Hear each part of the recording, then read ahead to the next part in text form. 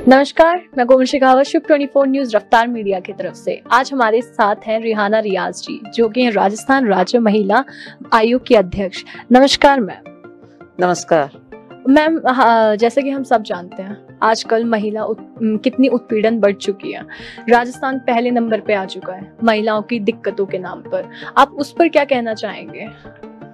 राजस्थान क्यों पहले नंबर पर है, लोगों को ये समझना भी बहुत जरूरी है।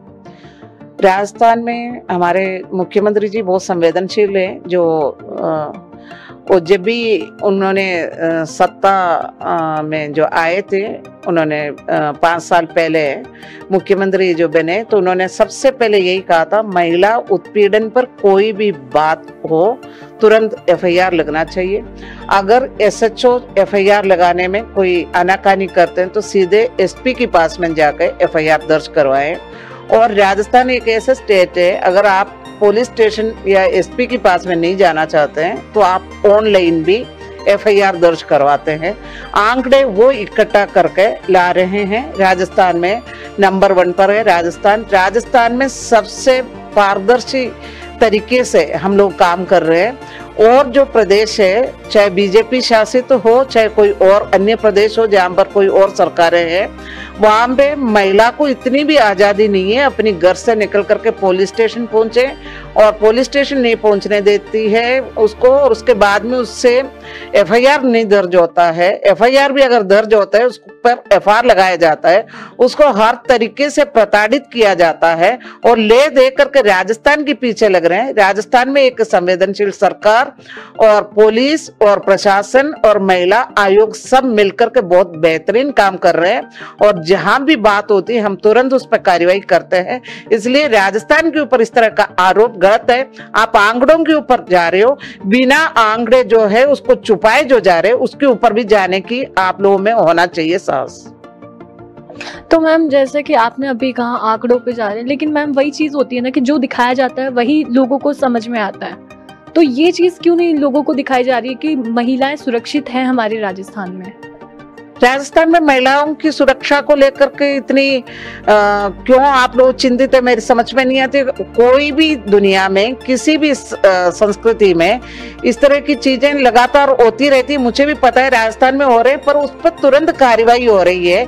हम लोग किसी चीज को दबा नहीं रहे, कोई चीज को हम छुपा नहीं रहे, कोई चीज को धकेल नहीं रहे, किसी चीज पे पर्दा नहीं डाल रहे। अगर किसी के साथ में अत्याचार होता है तो वो बात सामने लाते हैं, FIR दर्ज होता है, पुलिस प्रशासन से सीधी बात होती है और जांच में पारदर्शिता बरती जाती है।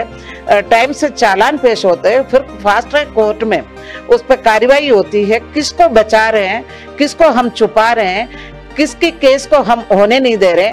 आंकड़ों की डर हमारे को नहीं है, क्योंकि अगर किसी के साथ अत्याचार हो रहे हैं तो उसको सामने आना चाहिए, चाहे वो कोई भी करे अत्याचार, चाहे राजस्थान में या पूरे देश में, तो उसके ऊपर कार्रवाई होना चाहिए। राजस्थान इस मामले में सबसे अग्रणी है। अगर किसी के साथ में कोई अत्याचार होता है तो उस पर तुरंत कार्रवाई होता है, तुरंत उस पर एक्शन होता है, और प्रशासन और सरकार और तंत्र और महिलाएं सब मिलकर के उनको न्याय दिलाने के लिए पुरजोर ढंग से काम करते हैं।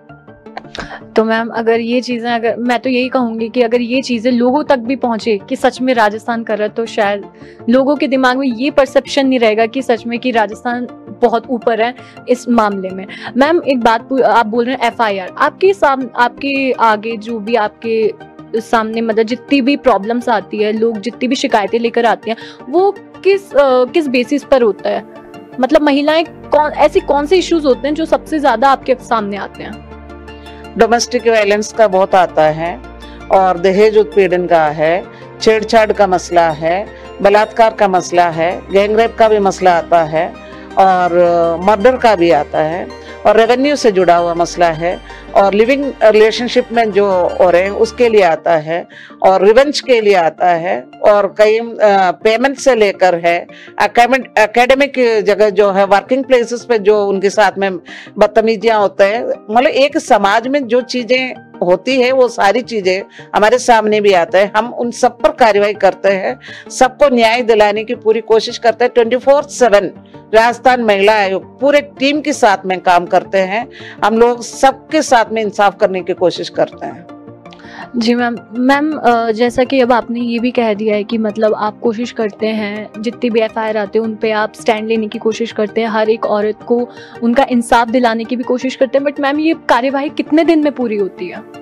मतलब एक आता है आपके पास केस, फिर आपके पास दूसरे केस आते रहते हैं, क्योंकि मैम राजस्थान छोटा नहीं है, बहुत बड़ा है, उस चीज़ से रिलेटेड आपके पास कंटिन्यू आते रहा, तो आप एक केस को लेने में मतलब उस चीज़ को सुलझाने में आप कितना समय लेते हैं?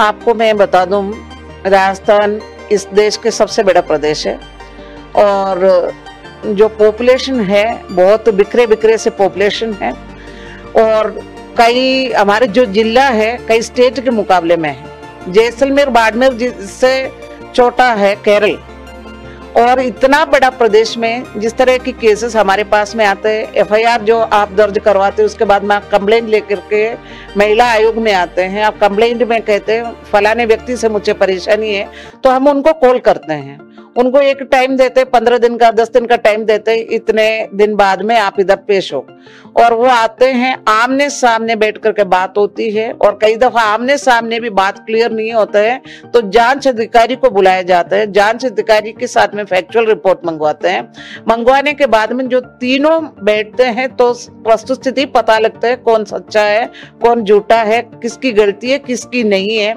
और ऐसे कोई भी केसेस नहीं होते जिसमें आदमी की 100% एक तरफा गलती हो, कई जगह दोनों तरफ की गलतियां होती है, वो सारा देख करके काउंसलिंग भी करते हैं, सब मिलकर के उस चीज की सोल्यूशन निकालने की कोशिश कर रहे हैं। जैसे अभी आपने देखा होगा आपके सामने भी कोई केस आया था, इसमें बैठ करके हम लोग बहुत इन्वेस्ट करते हैं हमारे टाइम को, हमारी इमोशंस को। हम ये नहीं सोचते कि वो एक केस है, वो हमारे लिए एक परिवार का सदस्य है। राजस्थान का जो कोई भी व्यक्ति आता है हमारे लिए वो पारिवारिक सदस्य है, हम देखते हैं उनके साथ में इंसाफ होना चाहिए। और दूसरे प्रदेशों में जहाँ पे बातें करते हैं वहां पे कुछ भी नहीं होता है और लीपापोती के अलावा कुछ नहीं होता है। अगर कोई वो ईमानदारी से काम करते, आज मणिपुर में सबसे ज्यादा शर्मनाक घटना हुई, कितने एक लोगों ने आवाज उठाई है, लोग राजस्थान के ऊपर आवाज उठा रहे हैं, जो हम काम कर रहे हैं, लगातार काम कर रहे हैं, हम इंसाफ दिला रहे हैं। आप कहते हैं एफआईआर दर्ज, एफआईआर कई दफा दर्ज नहीं होती, औरत को पता नहीं होता है एफआईआर कैसे दर्ज करवाया जाता है, सीधे वो सोचते महिला आयोग में जाने से काम हो जाएगा, तुरंत फोन करते उनकी एफआईआर दर्ज करवाया जाता है महिला आयोग से भी। तो हम कोई चीज को छुपा नहीं रहे, हम देखते हैं उनको इंसाफ मिलना चाहिए, चाहे वो पुलिस की मदद से। एफआईआर होने के बाद में पुलिस की रोल शुरू होता है, पुलिस उनको न्याय दिलाता है और कोर्ट उनको न्याय दिलाता है, महिला आयोग उनका न्याय दिलाता है। इसलिए ये बातें कहने के लिए है, खुद की दिख नहीं रहे लोगों को और इधर आके आरोप लगा रहे हैं। लुटियंस जोन में दिल्ली में जंतर मंतर पे जो देश की महान खिलाड़ियां धरने पे बैठी थी, उनके ऊपर सेक्सुअल हरेसमेंट के आरोप लगाए थे बीजेपी की सांसद के ऊपर, और उसके बावजूद भी कोई कदम नहीं उठाते, उनको घसीटा जाता है। मणिपुर में महिलाओं के साथ अमानवीय हरकत होते हैं, जो कोई भी सभ्य समाज जिस चीज को माफ नहीं करेंगे, और सभी मुंह में पानी डाल करके बैठे हुए, कोई आवाज नहीं उठा रहे हैं, सबको राजस्थान दिख रहे हैं जो सबसे बेहतरीन काम कर रहे हैं। तो मैम आपने मणिपुर के जो इतनी शर्मनाक कांड हुआ है, जो भी औरतों के ऊपर हुआ है, उसके लिए आपने अपनी तरफ से क्या योगदान दिया है? इसमें योगदान नहीं है, हम सक्षम अथॉरिटीज जो है उनसे हमने रिक्वेस्ट किया है।